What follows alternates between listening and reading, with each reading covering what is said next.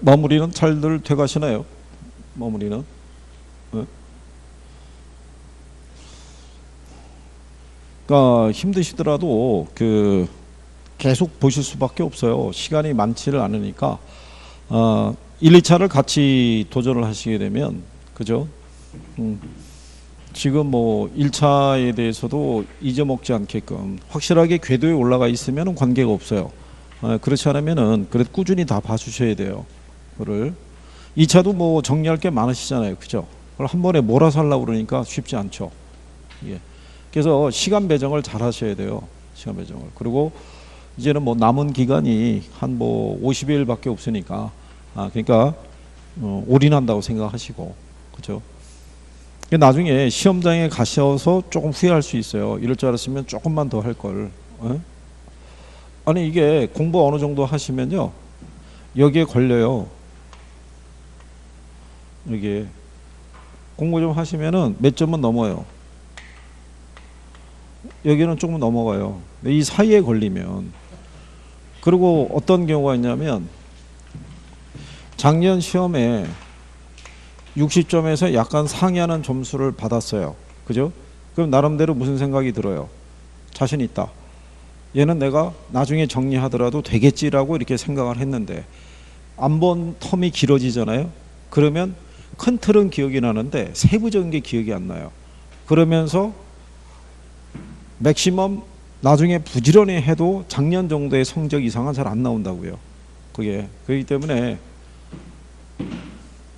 그래서 이게 또 학원들 가보면 작년에 도전하셨다가 올해 나오신 분들이 있는데 조금 늦게 나오신 분도 있어요. 심지어는 9월에 나오신 분도 있어요. 그러니까는 본인 생각하고 막상 해보니까 또 틀린 거죠. 그러니까 또 다급해지는 거죠. 그러게 되면. 그래서 원래는 와가지고 1차는 한번 쭉 점검 한번 해보고 2차를 열심히 해야겠다라고 생각했는데 1차부터 발목이 잡히니까 그러니까 또 혼란에 빠지고 그래서 열심히 좀 해주셔야 돼요. 자, 11번에 보시면 토지은행 제도라고 있어요. 그죠? 그러면 토지은행 제도를 물어보면은 딱 떠오르는 애들이 있어야 돼요. 그죠? 일단 토지은행 제도는 정부의 직접 개입 수단에 해당이 돼요. 그죠? 토지은행 제도의 또 다른 표현이 뭐겠어요? 이게 공공토지 비축제도예요. 그죠? 예, 우리나라에서는 국장이 10년 단위로 장기 토지 비축 계획을 수립하도록 되어 있어요. 그죠? 그러면 토지를 비축을 하게 되면요. 이렇게 생각하시면 되겠죠. 공공이 토지를 비축하니까 개인의 무질서하고 무계획적인 개발을 막을 수 있다는 장점이 있겠죠. 그렇죠? 그리고 사서 비축하는 개념이니까 개발이익 자체도 원천적으로 환수할 수 있다는 장점도 있어요. 근데 단점은 뭐가 있겠어요? 단점은 일단 사야 되니까 비용 문제가 발생할 거 아니에요. 그거를 그냥 제목으로 간단하게 정리를 할 수 있으셔야 돼요. 그죠? 자, 그런데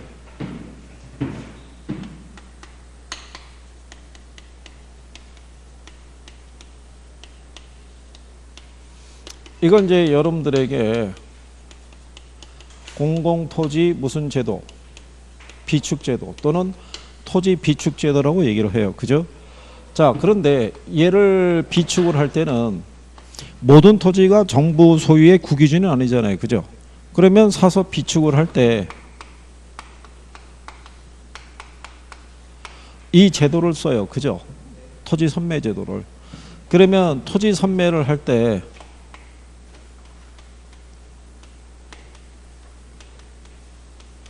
이거 강제 수용한다 또는 협의 매수한다 두 가지가 있죠. 네, 무슨 방법을 써요? 협의 매수하는 거예요. 강제로 수용한다 그러면 틀리는 거예요. 그래서 토지은행 제도를 물어볼 때 공공토지 비축 제도를 물어볼 때는 토지 선매 제도도 물어봐요. 그러니까 여러분 시험에는 토지 선매 제도라는 용어도 한 3번 정도 인용을 했어요. 그러니까 토지 선매까지도 정리를 하실 필요가 있다는 얘기죠. 그렇죠? 물론 이제 틀린 거는 4번에 개발이익의 사회 환수가 불가능한 단점이 있다고 그랬으니까 틀렸겠죠. 공공이 미리 사서 토지를 비축하니까 개발이익을 원천적으로 환수할 수 있다는 장점이 있어요. 그리고 이 토지은행이라는 건요. 토지주택공사에서만 이 계정이 설정이 돼 있어요. 그래서 토지주택공사의 고유 계정하고는 별도의 계정을 마련하는 거예요. 그래서 우리나라에서는 비축된 토지를 누가 관리한다는 거예요? 토지주택공사가 관리하는 거예요. 이거를 여러분 시험에 재작년에는 지자체별로 관리한다고 해서 틀리게 출제한 적이 있어요. 그걸 답으로 유도했으니까. 그래서 그렇게 정리하시면 되겠고. 자, 12번에 보시게 되면요. 부동산 가격 공시 및 감정평가에 관한 법률에 따라 공시하는 내용에 대해서 틀린 것을 물어봤어요. 그죠? 2번 지문에 보면 이 법에 따라 공시하는 부동산 가격은요. 토지 가격과 주택 가격, 그 다음에 비주거용 부동산이 있죠. 그러니까 비주거용이니까 상가나 오피스텔이나 이런 애들이 있죠. 여기까지도 이제 포함을 시키는 게 이게 법이 이제 개정이 돼서 비주거용 부동산 가격까지도 포함이 돼요. 그죠? 자, 그런데 거기 보시면은 우리가 이 토지는 표준지 공시가가 있고요. 개별 공시가가 있고요. 주택도 단독주택이 있고 그 다음에 공동주택이 있죠. 네, 여기서 표준주택이 있고 무슨 주택, 네, 개별주택이 있을 때 공동주택은 전수조사한다고 그랬어요. 그죠? 제만 표준주택과 개별주택을 구분하지 않는다. 그것도 가끔씩 물어봐요. 그거는 기억을 해 두셔야겠고. 근데 여기서 보시면 표준주택이라는 건요. 개별주택 가격을 결정 공시하기 위한 기준이 되는 게 표준주택 가격인 거예요.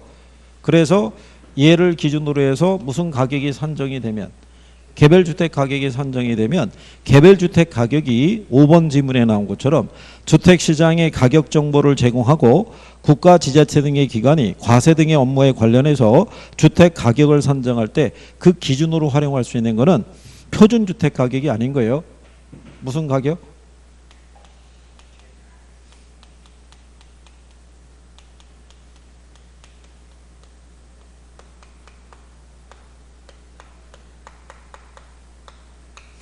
이렇게 들어가는 거예요. 개별주택 및 공동주택의 가격은 주택시장의 가격 정보를 제공하고요. 국가 또는 지자체 등의 기관이 과세 등의 업무에 관련해서 주택 가격 산정할 때 그 기준으로 활용하는 것은 표준주택 가격이 아닌 거예요. 표준주택 가격은 개별주택 가격을 산정하기 위해 그 기준이 되는 가격이 무슨 가격? 그게 표준주택 가격이라는 거예요. 그러니까 표준주택 가격을 기초로 해서 무슨 가격을 산정을 하고 개별주택 가격을 산정하면 얘네를 기준으로 해서 과세할 때 그 기준으로 활용한다는 얘기예요. 무슨 말인지 아시겠죠? 이게 여러분 시험에는 2번 정도 인용을 했어요. 답으로 유도했으니까 구별 정도는 할 수 있으시면 되겠고 결정 공시체는 다 알려줬어요. 그죠? 그래서 걔 들어간 애들만 걔네들만 시장, 군수, 구청장이라고 설명한 거예요. 그래서 이제 그렇게 구별하시면 되겠고요. 그 다음에 이제 13번 문제가 있는데 요즘은 이 공공주택을 물어봤을 때요. 여기 이론에 대한 거는 잘 안 물어봐요. 이거는 여기서 이제 틀린 거는 4번이 돼서요. 공공주택의 공급은요. 장기적으로는 공공주택으로 이주해 간 임차인들이 있죠. 얘네들만 혜택을 본다 이런 얘기죠. 그러니까 예를 들어서 여기가 사적 민간 임대주택 시장이고요. 여기가 공적 시장이에요. 사적 시장에 현재 임대료가 100만 원 수준이고요. 여기 한 1000가구 정도가 이렇게 있어요. 근데 공적 시장에서 50만 원의 임대료 수준으로요. 한 200가구가 공급이 돼요. 그러면 공적 시장의 임대료가 사적 시장보다 싸죠. 그러면 단기적으로 사적 시장의 수요가 줄어들어요. 이렇게. 그래서 이 수요가 일로 넘어오는 거예요. 그래서 이쪽으로 한 200가구 정도가 일로 넘어와요. 그러면 여기서 수요가 줄어들었으니까 임대료가 하락하겠죠.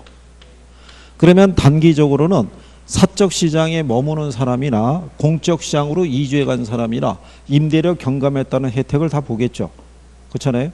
근데 단기에는 수요가 줄어들고 임대료 수입이 줄어들더라도 이 사적 시장의 임대업자들은 임대차 계약 기간 등이 있으니까 계약을 파기하기가 힘들어요. 근데 시간이 경과하면 이제 임대차 계약 기간이 끝났잖아요. 그러면 임대료 수입이 줄어드니까 장기적으로는 민간 임대주택의 공급이 어떻게 돼요? 줄어들어요. 이렇게 800 정도로. 그러면 여기는 다른 데보다 임대료가 싸니까 외부로부터 수요가 이렇게 이주해 왔을 거 아니에요. 근데 주택이 부족하니까 임대료가 다시 원래 상태로 올라가요. 그죠? 그러면 장기적으로는 민간 임대주택 시장 임대료는 원래 순으로 회복을 하죠. 그렇잖아요. 그럼 여기는 임대료 경감했다는 혜택이 사라졌잖아요. 그러면 넘어간 사람들은 계속 이 혜택을 볼 수가 있죠.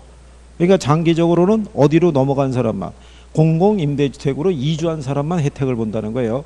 둘 다 혜택을 본다 그러면 틀리다는 얘기예요. 그래서 4번이 이제 틀렸다, 이제 이런 얘기가 되는 거예요.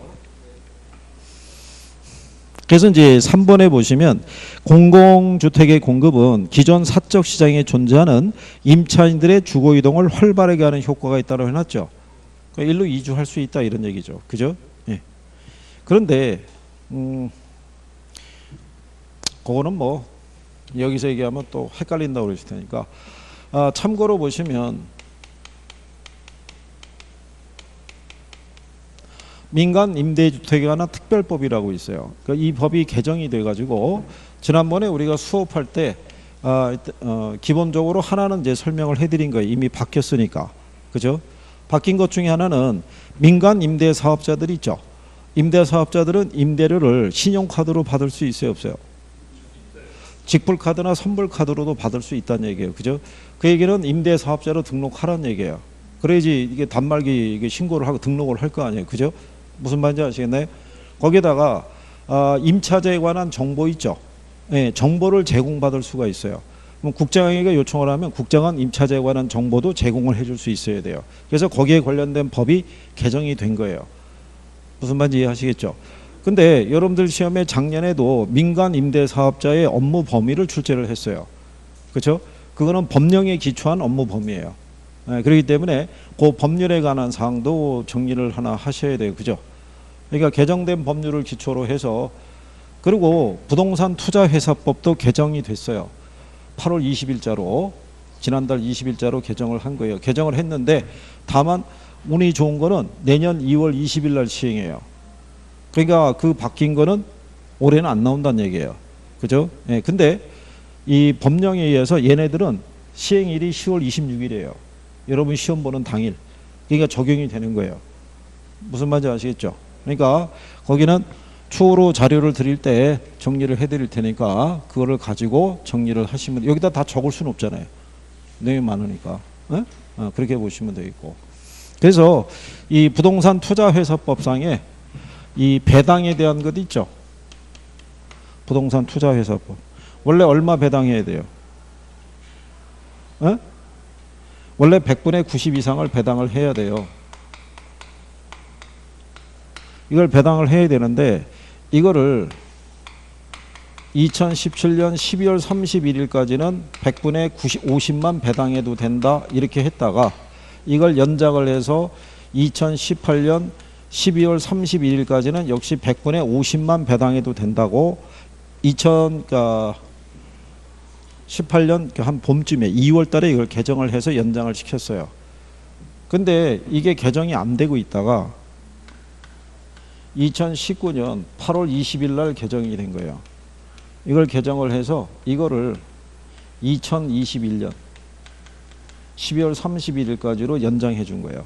그러면 결론적으로는 2019년 1월 1일부터 8월 19일까지는 이거였다고요. 개정이 안 됐으니까. 그러다가 20일 날 개정을 시킨 거예요. 그래서 2년간 연장을 시킨 거죠. 매년 법 개정에 그럴 테니까 한 2년 미뤄버린 거예요. 그러니까 배당은 올해 활용할 일이 없다고 봐야죠. 나올 일이. 연장이 됐으니까. 그러니까 연장이 안 됐을 때 얘기고. 그렇죠? 학개론도 관련 법령에서는 출제를 해요. 그러니까 그거는 바뀐 게 있으면 기억은 해줘야 돼요. 그죠? 예. 그러니까 추가로. 자, 그 다음에 14번에 가게 되면요. 부동산 조세의 경제적 효과에 대한 설명 중에서 옳은 거를 물어봤어요. 그죠? 자, 조세의 경제적 효과를 보시게 되면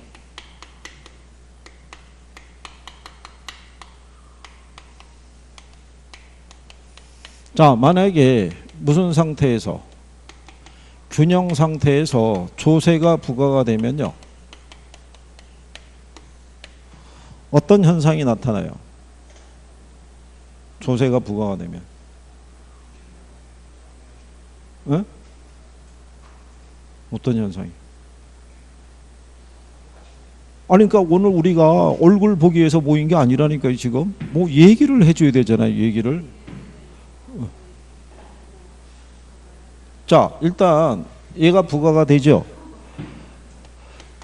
시장 이 가격이 어떻게 돼요? 에? 상승한다고요. 균형 거래량은요?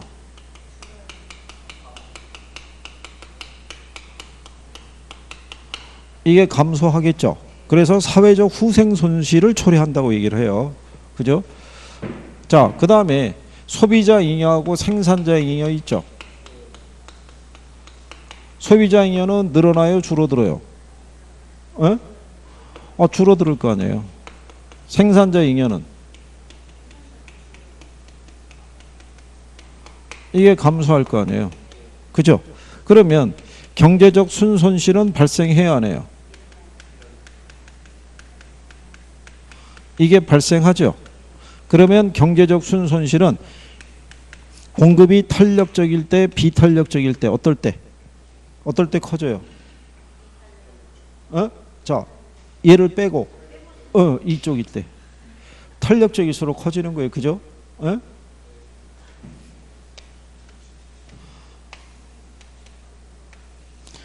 균형 상태에서 얘가 1,000원이고요. 수량이 100이라고 가정할 때 공급자에게 만약에 100원의 세금이 부과되면 얘는 이 세금을 가격에 반영하고 싶을 거 아니에요. 그러기 위해서는 거래량이 이렇게 준다고요. 조세가 부과된 것만큼. 그러면 거래량이 이렇게 줄어들죠. 그러면 원래는 세금을 부과하기 전에는 여기서 자유로운 거래가 이루어졌을 거 아니에요. 근데 정부가 세금을 부과함으로써 인위적으로 양이 지금 조절이 된 거죠. 그로 인해서 발생하는 게 경제적 순손실이라고요. 그래서 경제적 순손실은 주로 정부가 뭐를 부과함으로써 세금을 부과함으로써 발생하는 거예요. 그죠? 근데 얘가 만약에 조세가 부과되면 공급량이 줄어들죠. 근데 탄력적이면 더 많이 줄어들 거 아니에요. 그러니까 순손실은 탄력적일수록 커지는 거예요. 그럼 얘가 줄어드니까 가격은 어떻게 돼요? 이전보다 상승하죠.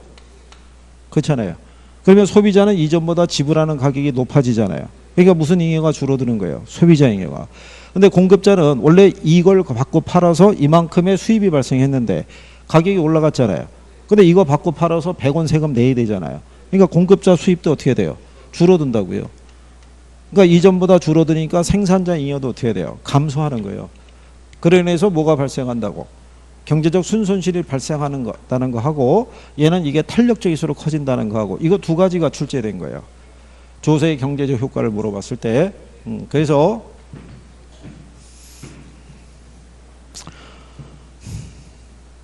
자 2번 지문도 여러분 시험에 나왔던 거고요. 틀린 거 물어보라고 그랬을 때 토지용을 특정 방향으로 유도하기 위해서 정부가 토지 보유세를 부과할 때는 용도에 관계없이 동일한 세율을 적용한다 그러면 틀리겠죠. 그 다음에 양도세가 중과되면 주택 공급의 동결 효과로 인해서 주택 가격이 상승하겠죠. 그 다음에 토지의 공급 곡선이 완전 비탄력적인 상황이 있죠. 토지 보유세가 부과되면 자원 배분의 왜곡이 크게 발생한다 그랬으니까 틀리겠죠. 자, 우리가 그때 헨리 조지의 토지 단일세 알죠?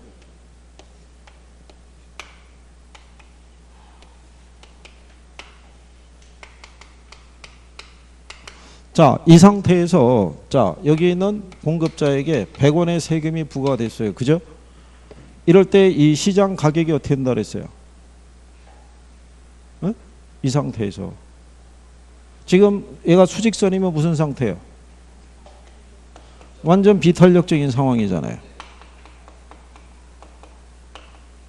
그죠? 조세가 부과됐잖아요. 그럼 가격은 어떻게 돼요? 가격은 자 1번 상승한다. 2번 하락한다. 3번 불변이다. 뭐가 돼요?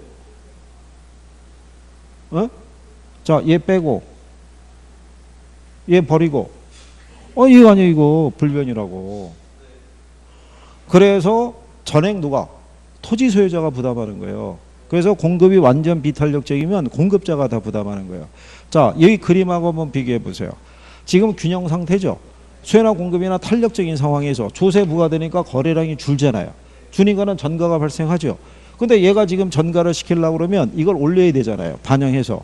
근데 올릴 수가 없는 게 얘가 변화가 없잖아요. 얘가 변화가 없으니까 얘가 변화가 없잖아요. 그러니까 전액 토지 소유자가 다 부담한다고요. 그러니까 자원 배분의 왜곡도 초래하지 않죠. 조세 전가도 발생하지 않죠. 그 다음에 경제적 이 순손실도 발생하지 않죠. 그래서 가장 이상적인 세금이 무슨 세라고 얘기한 거예요? 토지세. 그게 헨리 조지의 토지 단일세 논리라고요. 그죠? 그래서 자원 배분의 왜곡이 크게 발생한다 그러면 틀릴 거 아니에요. 그죠? 그 다음에 탄소 비례 알려줬죠. 탄력적일수록 조세 부담이 적고 비탄력적일수록 조세 부담이 크다라고 그랬죠. 그래서 5번에 가면 공급의 가격 탄력성은 탄력적이고 수요의 가격 탄력성은 비탄력적이잖아요. 그러면 누가 세금 더 많이 부담해야 돼요? 공급이 탄력적이고 수요가 비탄력적이니까 수요자가 더 많이 부담해야 되잖아요. 그죠?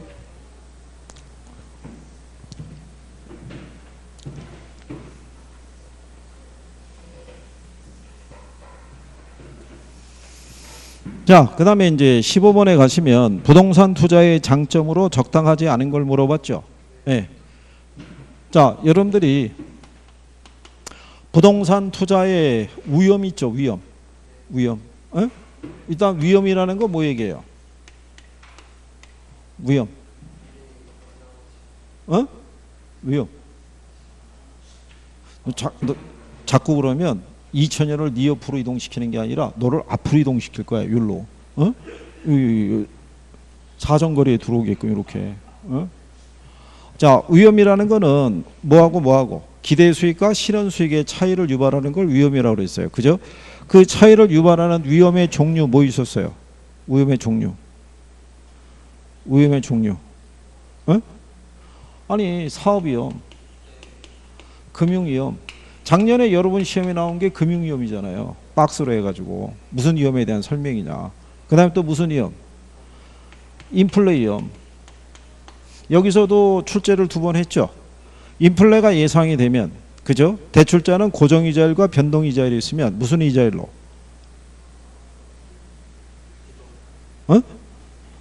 변동이자율로 대출을 해줘야 되지 않겠어요? 그죠?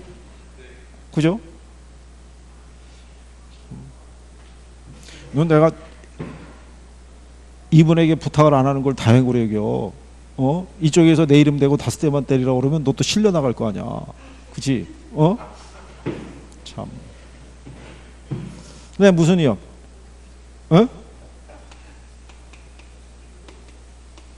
유동성 위험이라는 게 뭐예요? 아니, 부동산을 현금화하는 과정에서 발생하는 가치 손실을 우리가 유동성 위험 얘기하잖아요. 그러면 15번 같은 경우는 3번에 투자자산의 유동성이라고 그랬으니까 걔가 틀렸을 거 아니에요. 부동산은 유동성이 떨어지는 자산이잖아요. 고가의 실물 자산이다 보니까 내가 원하는 시기에 현금화하는 게 쉽다 어렵다? 어렵다 이런 얘기예요. 그죠? 자, 그래서 이제 그런 얘기 하는 거예요. 그래서 우리가 인플레가 발생하잖아요. 그죠? 그럼 여러분들이 우리가 이자 아시죠? 이자. 그죠? 이자라는 거는 뭐에 대한 대가로 주는 거예요? 뭐에 대한 대가? 현재 수요자 같으면 현재 소비를 포기하는 대가로 주어지는 거예요. 공급자 같으면 현재 생산을 포기하는 대가로 주는 게 뭐예요? 그게 이자라고요. 그러면 돈을 빌려줄 때는 그 손실에 대한 그 대가를 줘야 되는 게 이자 개념이겠죠. 근데 그것만 갖고는 이자율을 구성하기는 어렵다고요. 또 하나가 뭐가 있겠어요? 인플레라고요. 인플레가 발생하게 되면 화폐의 실질적 가치가 떨어지죠. 그럼 거기에 대한 대가도 어떻게 돼요? 반영을 해야겠죠. 그 위험에 대한 대가를 반영한 걸 위험 할증률이라고 얘기를 해요. 그래서 우리가 투자자의 요구 수익률을 보게 되면 무위험률 플러스 뭐로? 위험 할증률로 구성이 되어 있는 거예요. 위험에 대한 대가가 반영이 된. 그래서 인플레 위험은 투자자 입장에서는 피할 수 있어요, 없어요? 피할 수 없죠. 그죠? 자, 그럴 때 우리가 투자자를 얘기할 때 위험 회피적인 투자자가 있고요. 위험 중립적인 투자자가 있고요. 그 다음에 위험 추구적인 투자자가 있어요. 그렇죠? 가장 합리적인 투자자가 누구라고 그랬어요? 이거 가장 합리적이잖아요. 위험 회피적인 투자자. 위험 중립적인 투자자는 어떤 위험도 감수하려 들지 않는 투자자를 우리가 위험 중립적이라고 그랬고, 위험 추구적인 투자자는 자기가 부담하는 위험에 대해서 높은 대가를 요구하지는 않죠. 이게 수익률이고 이게 위험이라고 그럴 때, 자 여기를 이렇게 보게 되면요, 이게 위험이고 이게 뭐겠어요? 수익에 대한 거고, 이렇게 올라가게 되면 이렇게 되겠죠. 위험이고 뭐가 되겠어요? 수익. 이렇게 기울기가 완만한 애가 위험 추구적인 애, 기울기가 가파른 애가 위험 회피적인 거예요. 그러니까는 위험 기피적인 애는 자기가 부담하는 위험에 대해서 더 높은 대가를 요구하는 거예요. 그래서 기울기가 가파르게 나오는 거예요. 근데 상대적으로 위험 추구적인 애는 자기가 부담하는 위험에 대해서 높은 대가를 요구하지 않아요. 그래서 기울기가 상대적으로 완만하게 나온다고 보시면 되는 거예요. 그래서 거기 2번에 보시면요, 요구 수익률 산정 시에 위험 할증률은 위험에 대해서 기피적일수록 그 값이 작아진다, 그러니까 틀린 거예요. 여기서 위험을 기피한다는 얘기가 위험 회피적이라는 얘기예요. 여러분 시험에 위험 기피적일수록이라고 한 번 딱 쓴 적이 있어요. 그러니까 대부분 여러분 표현에는 위험 회피적이라고 써요. 그죠? 위험 회피적인 투자자는 어떤 스타일 얘기를 해요? 위험 회피적이라는 거는, 위험 회피적이라는 건 얘는 위험 혐오적인 행동을 하잖아요. 기대 수익이 동일한 두 개의 투자 대안이 있으면 뭐가 작은 걸 선택해요? 위험이 작은 걸 선택하죠. 그 원리를 바탕으로 하는 게 지배 원리예요. 지배 원리 아시죠? 평균 분산 지배 원리. 평균 분산 지배 원리는 기대 수익률이 같으면 뭐가 작은 애? 위험이 작은 애. 위험이 같으면 기대 수익률이 큰 투자안이 다른 투자안을 지배한다는 논리죠. 그 평균 분산 지배 원리는 얘한테만 적용하는 논리라고요. 위험 회피적인 투자자에게만. 그 평균 분산 지배 원리를 충족시키는 포트폴리오를 선택해서 연결한 선을 뭐라고 그래요?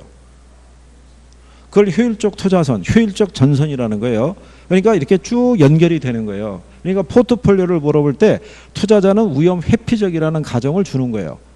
무슨 말인지 이해하시겠어요?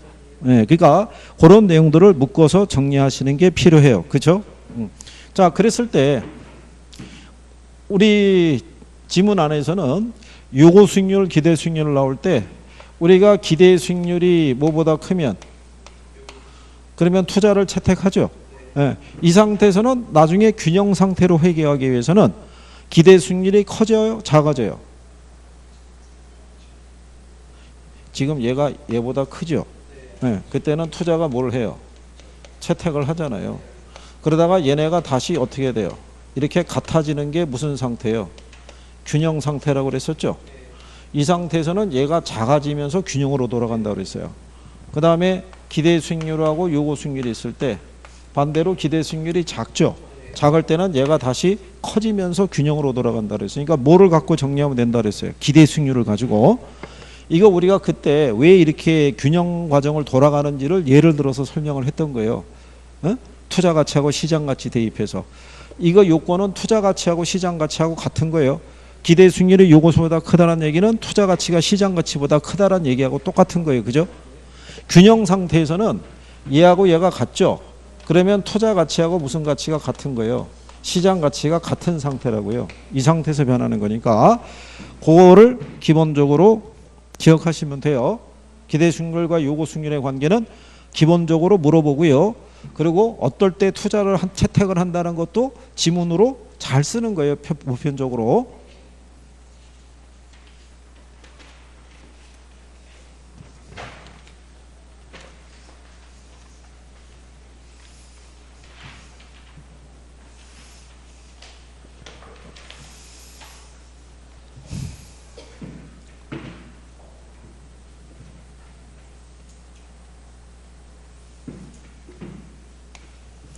자, 그 다음에 17번에 보시면 포트폴리오 이론 나오죠.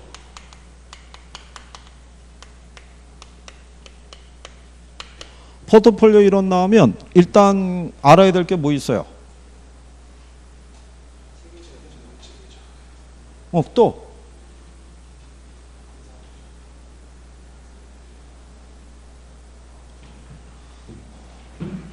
자, 포트폴리오의 총 위험이 있죠. 네. 총 위험은 체계적 위험하고 무슨 위험? 요 중에 이 분산 투자를 통해서 제거할 수 있는 위험은 뭐? 얘가 제거할 수 있는 거예요. 얘는 제거할 수 있다 없다? 없다. 얘네 둘을 일단 기본으로 구별해야 돼요. 그죠? 예, 그 다음에 또 하나는 포트폴리오 효과 있죠. 포트폴리오 효과를 우리가 측정하기 위해서 활용하는 게 뭐예요? 그게 상관계수라고요. 상관계수는 마이너스 1에서부터 1까지 존재를 해요. 그죠? 예. 얘가 마이너스 1이라는 얘기는 무슨 의미예요?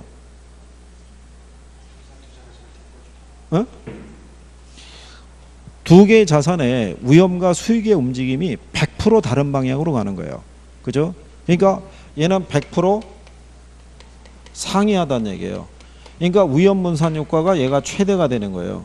그럼 1이라는 얘기는 무슨 얘기예요? 두 개 자산의 위험과 수익의 움직임이 100% 같은 방향으로 가는 거라고요. 그러니까 위험 분산 효과가 최소가 되는 거예요. 그러니까 1일 때는 분산 효과가 없다라고 얘기한 거예요. 1만 아니면 분산 효과가 나타난다라고 얘기한 거예요. 그죠? 요 상관계수의 의미는 알아두셔야 되는 거예요. 그죠? 무슨 말인지 아시겠죠? 그래서 상관계수의 값이 음수를 갖잖아요. 음수를 나타내면 위험 분산 효과가 커지는 거예요. 네, 그런 것까지 시험에 나온 거예요. 그죠? 그 다음에 세 번째가 뭐를 구성하는 거예요? 최적 포트폴리오 있죠? 최적 포트폴리오는 어떻게 구성이 돼요? 최적 포트폴리오. 거기 17번에 4번을 보면 최적의 자산 포트폴리오는 자금을 부동산, 주식, 예금에 각각 3분의 1씩 투자하는 것이 된다. 그러니까 얘가 틀린 거잖아요. 그러니까 최적의 포트폴리오가 아니라 얘는 그냥 일반적인 포트폴리오라고요. 최적 포트폴리오라는 거는 평균 분산 지배 원리를 충족시키는 효율적 전선이 있죠. 효율적 전선과 투자자 개인의 위험에 대한 태도를 반영한 무차별 곡선이 있죠. 거기에 접점에서 발생한다고요. 그죠? 그래서 우리가 보시게 되면 위험 회피적인 투자자 중에서 보면 보수적인 투자자가 있고 공격적인 투자자가 있죠. 그러니까 공격적인 투자자는 보수적인 투자자보다 뭐도 크고 위험도 크고 뭐도 크네. 수익도 큰 애를 선택하는 것을 얘기한 거예요. 그죠? 그래서 최적 포트폴리오에 대한 부분까지 시험에 나오는 거예요. 답으로도 나왔던 거니까 그 정도까지는 구별을 해줄 수 있어야 돼요. 그리고 부동산은 움직일 수가 없죠. 그렇죠? 지역성과 개별성이 강하다고 그랬죠. 그래서 포트폴리오를 구성하는 게 쉬워요, 어려워요? 아니 뭘 어려워요. 어렵긴 쉬운 거지. 아니 문제를 풀어왔단 말이에요. 아니 거기 1번 지문에 보면 부동산은 위치가 고정되어 있기 때문에 부동산 포트폴리오를 구성한다는 건 쉽지 않다 그랬으니까 틀렸을 거 아니에요. 우리가 전에 그 논문에도 나온 게 있다고 수도권하고 지방부동산에 각각 투자하는 것도 분산 투자 효과가 나타난다고요. 그죠? 서울 같은 경우도 강북과 강남으로 나눠지잖아요. 그죠? 그래서 거기 답이 이제 3번이 되는 거예요. 포트폴리오를 구성하는 자산의 수가 많을수록 불필요한 위험은 통계학적으로 제거된다고 돼 있죠. 거기 불필요한 위험이 뭐예요? 불필요한 위험이. 아니 그 불필요한 위험이 이거잖아요. 이거. 비체계적 위험. 그 왜 불필요하다고 그러겠어요? 그냥 분산 투자하면 얘는 제거할 수 있다고요. 그렇죠? 근데 거기 보시면 자산의 수가 많을수록 불필요한 위험은 통계학적으로 제거된다고 그러죠. 왜 제거가 될 수 있겠어요? 투자 자산 간의 수익률 간의 움직임이 다 틀리잖아요. 우리가 그때 소주, 맥주, 청량음료 이런 거 갖고 얘기했었죠. 그렇기 때문에 위험과 수익의 크기가 다른 자산끼리 조합을 많이 하면 많이 할수록 통계학적으로 비체계적 위험은 0까지 줄일 수 있다고요. 제로로. 그렇겠죠? 요즘은 포트폴리오를요. 여기 얘네들을 꼭 포트폴리오라는 제목만 갖고 출제하지 않고요. 여러분에게 잘 쓰는 제목 중에 하나가 뭐냐면 부동산 투자의 위험과 수익에 관한 내용이다라고 이렇게 제목이 나와요. 여기서도 이게 들어와요. 포트폴리오 위험이. 무슨 말인지 아시겠죠? 네, 그러니까 꼭 예로만 뭉쳐서 나오지는 않는다는 거예요. 그러니까 그 기본적인 용어는 정리가 되셔야 되는 거예요. 그죠?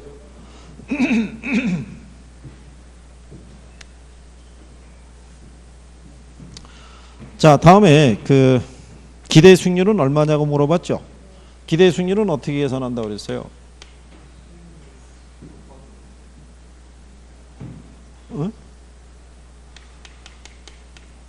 괜찮아요. 뭐 계산이 안 되면 뭐 어떻게 하겠어요. 지금 해야 된다라고 선생님이 강요할 수도 없고 할 수 있는 것만 하시면 되죠. 그죠? 자, 경제상황별 확률에다가 경제상황별 추정 수익률 있죠? 이거 곱하면 돼요. 네, 이거를 계산할 때, 기대 수익률을 계산할 때는 여기 보시면 이게 평균이라는 의미예요. 만약에 여기서 주어지는 확률의 값이 50대 50으로 주어지면 산술 평균이고 확률 값이 틀리면은 가중 평균해야 된다고 얘기했어요. 그죠? 근데 이렇게 하나의 자산을 가지고 이렇게 주어지잖아요. 그죠? 네. 그럼 거기 보시면은 자, 불황일 때가 있고 그다음에 뭐가 있어요? 보통일 때가 있고 그다음에 호황일 때가 있죠. 예, 불황일 때는 확률이 몇 프로냐면 30%, 40%, 그다음 몇 프로? 30%. 거기에 따른 수익률이 1%, 5%, 그다음 몇 프로? 예. 자, 원래는 둘 다 백분율이 주어져 있잖아요. 그죠? 그럼 계산상의 편의로 해서 한쪽은 소수로 바꿔주고 계산하는 거예요. 그죠? 100분의 30이니까 0.3이겠죠. 0.4고 얼마? 0.3. 그러면 1% 곱하기 0.3 하면 얼마가 돼요? 0.3 나올 거고 5% 곱하기 0.4면은 2% 나오겠죠. 네. 그 다음에 10에 대한 0.3이니까 3% 나올 거 아니에요. 다 더하면 얼마? 네. 5.3 나오는 거예요. 그죠? 그러니까 이것도 우리가 대입할 때 어떻게 하면 된다 그랬어요? 1에다 30 곱하면 얘 30 나오잖아요. 5에다가 40 곱하면 200 나오죠. 10에다가 30 곱하면 300 나오죠. 다 더하면 530이잖아요. 이거랑 같은 거니까. 그냥 나란히 배열되어 있으면 굳이 소수로 바꿀 필요 없이 막바로 대입해서 구할 수도 있는 거예요. 그죠? 이렇게 나오면 얼마나 좋겠어요. 그죠? 희한한 거예요. 여러분들이 자신 있는 거는 잘 눈에 안 띄어요. 그죠? 근데 괜히 껄끄러운 것 있죠? 그런 애들은 또 빠지지 않고 나오는 거예요. 그런 애들은. 걱정이란 얘기죠. 자, 그 다음에 19번에 가면 화폐 시간 가치 개념을 물어보고 있어요. 그죠? 자, 계산 이런 거를 차치하고서라도 화폐 시간 가치 들어가면 잡아놓는 개수가 각각 3가지씩 있죠. 그렇죠? 예. 네. 자, 그러면 여러분들이 보시면은 뭐를 계산할 때 미래 가치는 이자율이 높을수록 기간이 길수록 뭐가 클수록 현재 가치가 클수록 무슨 가치가 커지는 거예요? 미래 가치가 커지는 거예요. 그러면 현재 가치는 할인율이 어떻게 돼요? 응? 할인율이 클수록 작을수록 할인율이 클수록 현재 가치가 커져요? 작을수록 현재 가치가 커져요? 할인율이 작을수록 기간이 어떻게 돼요? 짧을수록 그 다음에 미래 가치가 어떻게 돼요? 클수록 무슨 가치가 커지는 거예요? 현재 가치가 커지는 거예요. 요건 기본적인 사항이라고 얘기했고 그 다음에 미래 가치 구하는 거 뭐 있어요? 미래 가치 구하는 거 일시불의 미래 가치 개수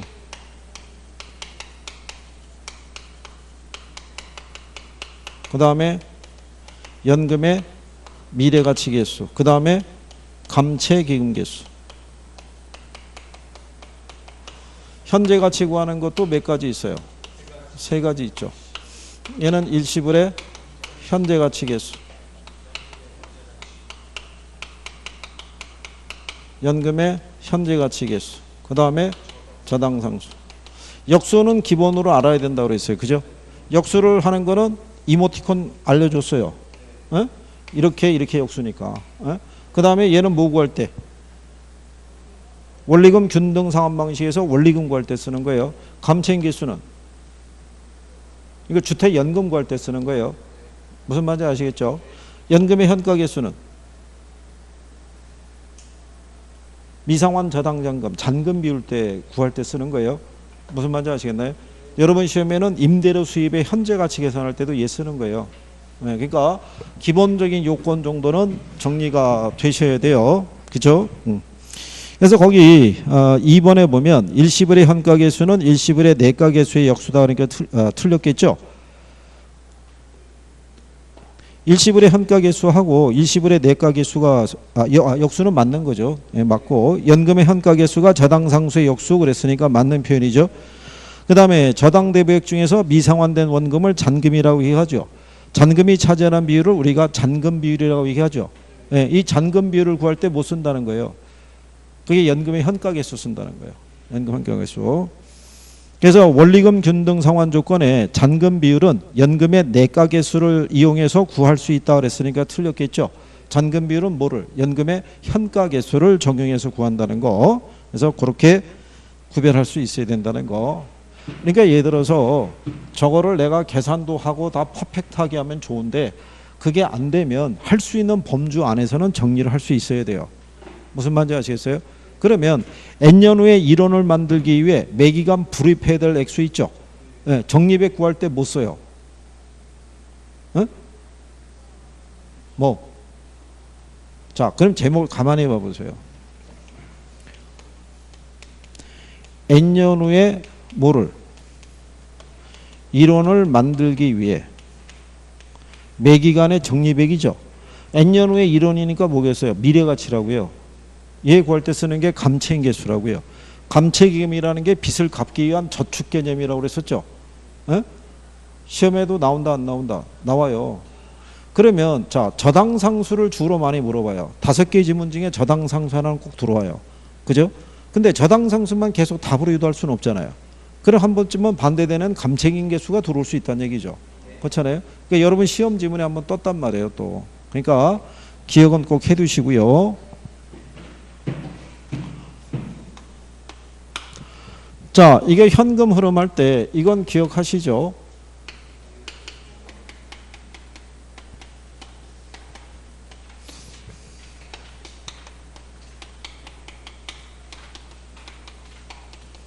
여기는 확실한 숙지가 돼 있어야 돼요.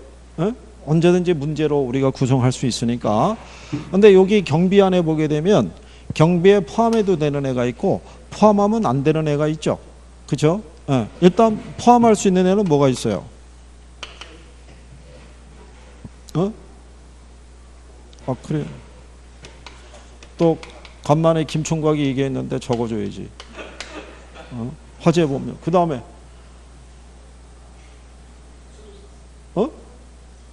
그래 수도세 그래. 또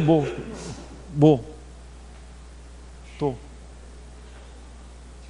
야 수도하면은 뭐 따라 붙는 애 없냐? 그래 전기료. 그래. 본인이 얘기하고 본인이 감탄하고 있네. 또 뭐 있어? 재산세 그래. 또 뭐? 또 응? 또 뭐? 뭐?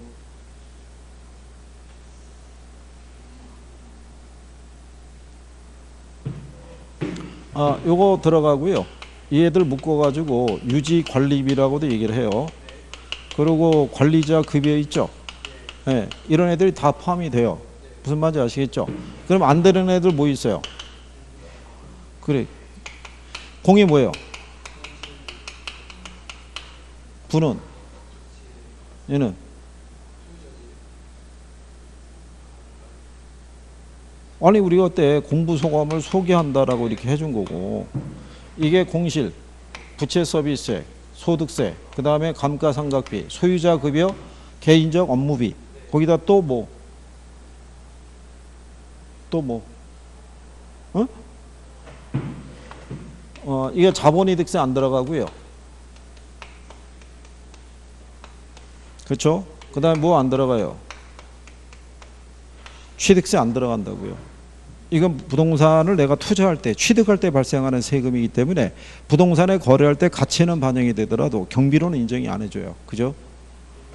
임차자가 이 부동산을 취득한 게 아니잖아요. 임차자들이 임대사업하기 위해서 취득한 게 아니죠. 그러니까 취득세는 경비로 인정해준다 안 해준다? 안 해주는 거예요. 그래서 경비에 포함되고 안 되는 거를 내가 분명히 알고 있으면 20번의 답이 2번이 된다는 건 알 수 있죠. 소유자 급여가 들어가 있으니까. 그러니까 예를 들어서 여기가 확실히 정리가 되어 있으면 실전에서 만약에 20번 같이 출제가 됐잖아요. 그러면 보고 찍으란 얘기밖에 안 되잖아요. 그죠? 그 다음에 21번에 보면 다음 제시된 내용으로 지분 배당률을 구하라고 그랬죠. 뭐 계산이니까. 자, 지분 배당률은 어떻게 구해요? 지분 배당률하고 역수가 어떻게 돼요? 지분 배당률의 역수. 어? 역수.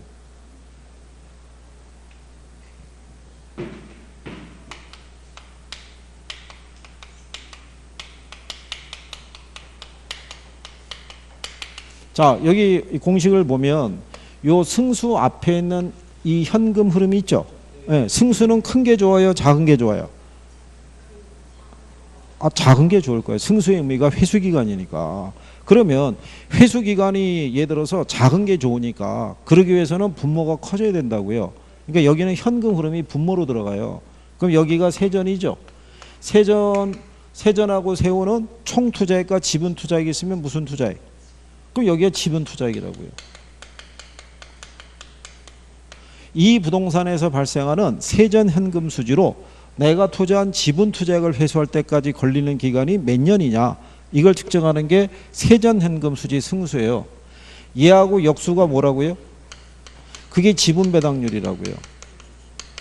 그러면 얘 공식이 기억이 안 나면, 얘가 역수가 얘라는 걸 알면, 그러면 얘네 둘이 뒤집어질 거 아니에요. 이렇게 될 거 아니에요.